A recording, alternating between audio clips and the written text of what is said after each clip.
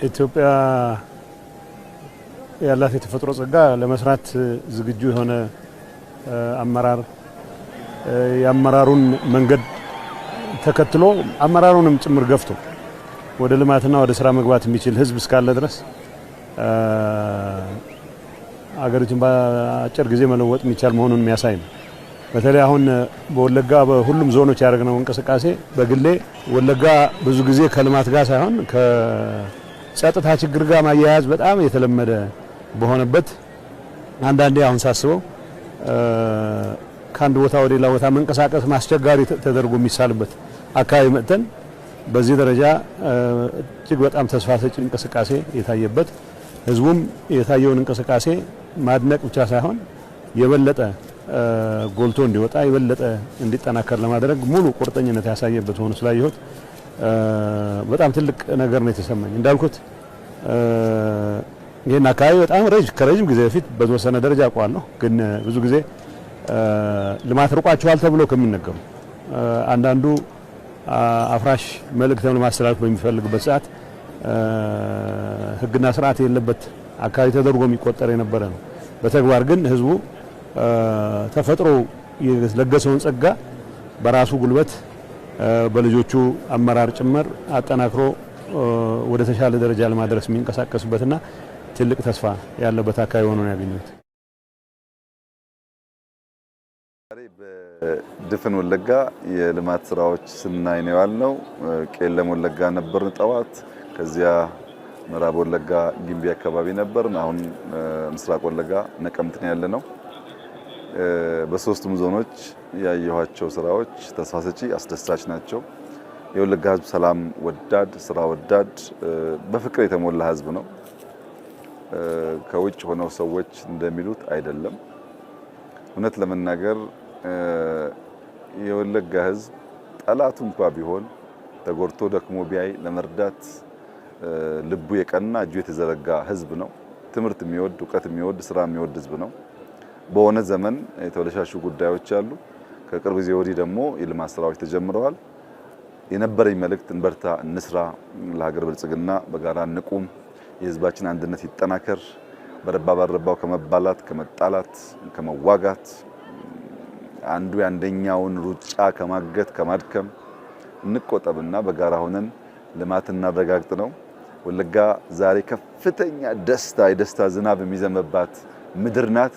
ይሄ ደስታዋ በንግግር ብዛት እንዳይበላሽ በዚሁ ቋጫለሁ። እንኳን ደስ ያላችሁ። ልማታችን ይቀጥላል። በጋራ ሀገራችንን እናልማ፣ ሰላማችንን እንጠብቅ፣ ጭቅጭቅ ውጊያ እንተው፣ የሩቅ ጠላቶቻችን ያላቸውን ፍላጎት ለማሳካት መከፋፈል እንተው። የጀመርነው መልካም ጅማሮ በርተን እናስቀጥል ለወዳለው እጅግ አድርጌ አመሰግናለሁ።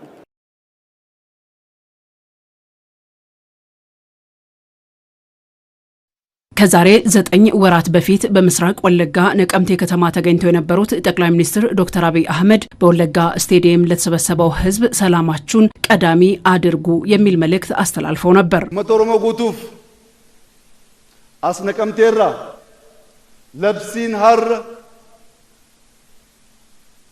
ኦኔራ ለብሱ በርባድ ደቺ ኦሮሚያ ኬሰት ወራን ለመላው የኦሮሞና የኢትዮጵያ ህዝብ ከዚህ ከነቀምት ከተማ የማስተላለፈው መልእክት ቢኖር በኦሮሚያም ሆነ በኢትዮጵያ ምድር ላይ መገዳደልና አለመወያየት ዛሬ መቆም አለበት።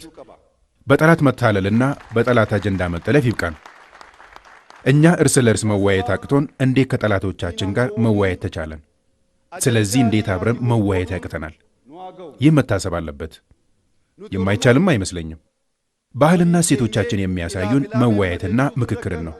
መሰማማትንና በጋራ የወሰኑትን ወደ ሥራ መተግበርን ነበር። ከዚህ ውጪ ያለው ልምምድ ግን ታሪካችንን አይገልጽም።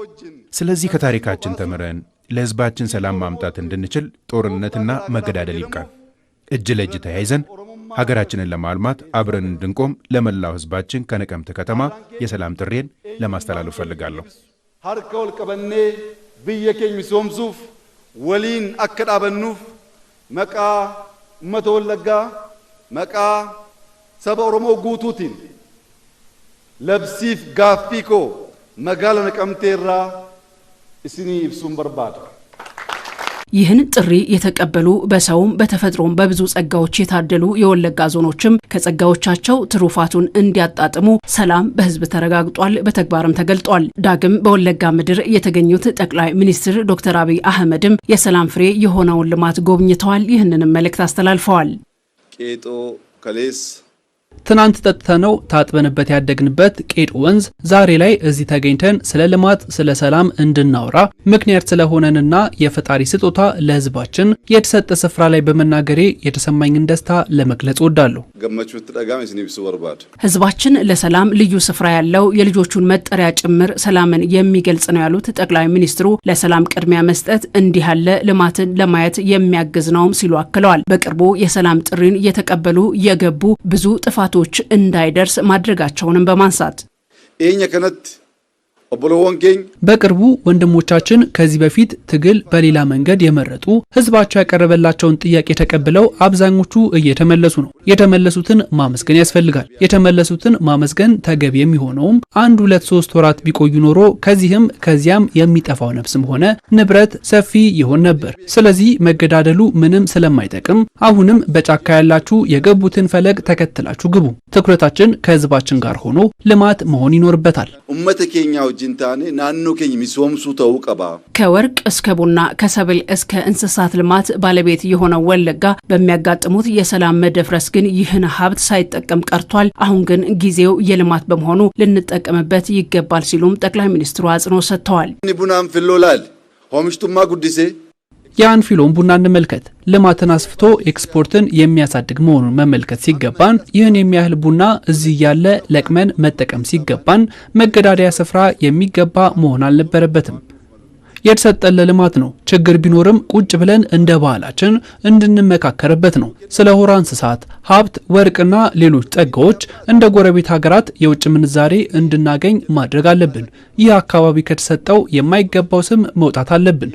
ከነኬሳ በኡም ባየ በርባኪሳል አካባቢው አሁንም ልማትን የሚጠይቅ ነው ያሉት ጠቅላይ ሚኒስትሩ በቄለም ወለጋ ዞን የሚገኘው የቄጦ የመስኖ ፕሮጀክት ልማት ማሳያ በመሆኑ አካባቢው መልማት እንዲችልም መንግስት ትኩረት ሰጥቷል። ማህበረሰቡ ግን ለሰላም ኃላፊነቱን ሊወጣ ይገባል ሲሉ ጥሪ አቅርበዋል።